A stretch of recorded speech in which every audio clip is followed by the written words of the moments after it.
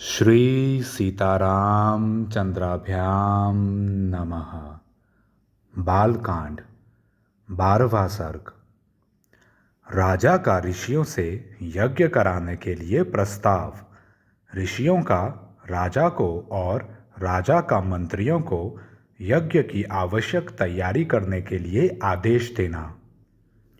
तदंतर बहुत समय बीत जाने के पश्चात कोई परम मनोहर दोष रहित समय प्राप्त हुआ। उस समय वसंत ऋतु का आरंभ हुआ था। राजा दशरथ ने उसी शुभ समय में यज्ञ आरंभ करने का विचार किया। तत्पश्चात उन्होंने देवोपम कांति वाले विप्रवर ऋष्यशृंग को मस्तक झुकाकर प्रणाम किया और वंश परंपरा की रक्षा के लिए पुत्र प्राप्ति के निमित्त यज्ञ कराने के उद्देश्य से उनका वरण किया।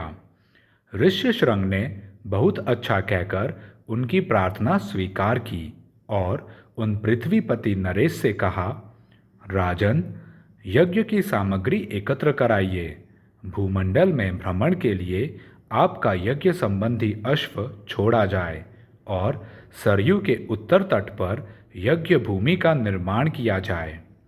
तब राजा ने कहा, सुमंत्र, तुम शीघ्र ही वेद विद्या के पारंगत ब्राह्मणों तथा ब्रह्मवादी ऋत्विजों को बुला ले आओ। सुयज्ञ, वामदेव, जाबाली, काश्यप, पुरोहित, वशिष्ठ तथा अन्य जो श्रेष्ठ ब्राह्मण हैं उन सबको बुलाओ। तब शीघ्रगामी सुमंत्र तुरंत जाकर वेद विद्या के पारगामी उन समस्त ब्राह्मणों को बुला लाए। धर्मात्मा राजा दशरथ ने उन सब का पूजन किया और उनसे धर्म तथा अर्थ से युक्त मधुर वचन कहा।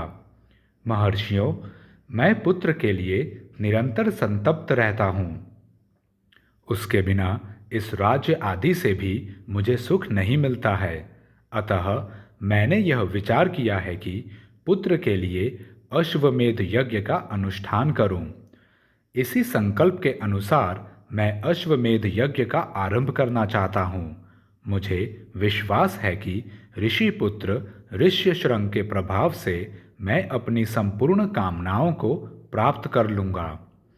राजा दशरथ के मुख से निकले हुए इस वचन की वशिष्ठ आदि सब ब्राह्मणों ने साधु साधु कहकर बड़ी सराहना की।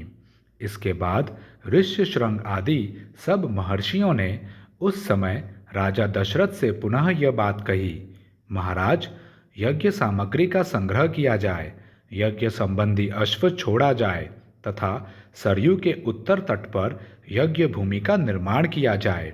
तुम यज्ञ द्वारा सर्वथा 4 अमित पराक्रमी पुत्र प्राप्त करोगे, क्योंकि पुत्र के लिए तुम्हारे मन में ऐसे धार्मिक विचार का उदय हुआ है।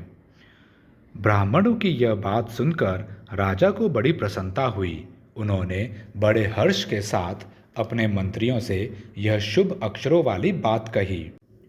गुरुजनों की आज्ञा के अनुसार तुम लोग शीघ्र ही मेरे लिए यज्ञ की सामग्री जुटा दो। शक्तिशाली वीरों के संरक्षण में यज्ञीय अश्व छोड़ा जाए और उसके साथ प्रधान ऋत्विज भी रहें। सरयू के उत्तर तट पर यज्ञ भूमि का निर्माण हो।